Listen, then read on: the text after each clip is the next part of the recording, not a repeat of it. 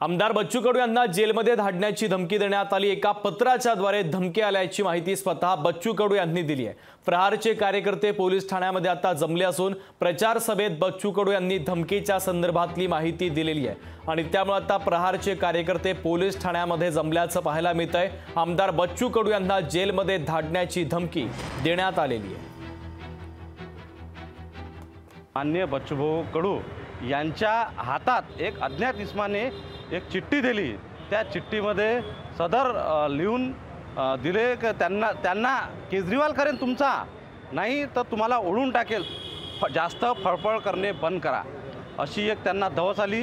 संबंधित यासाठी प्रहार जनशक्ती पक्ष अमरावतीचे सर्व कार्यकर्ते सिटी कोतवाली येथे सदर साहेबांना भेटले व रितसर या प्रकरणाची चौकशी व्हावी, त्याच्यावर अज्ञात इसमावर गुन्हा दाखल व्हावा। त्या अज्ञात इसमाने एक चिठ्ठी त्यांच्याकडे हातामध्ये दिली, त्यांनी ती नंतर वाचली तर त्याच्यामध्ये त्यांना जीवे मारण्याची धमकी असा आशयाचा मजकूर आहे।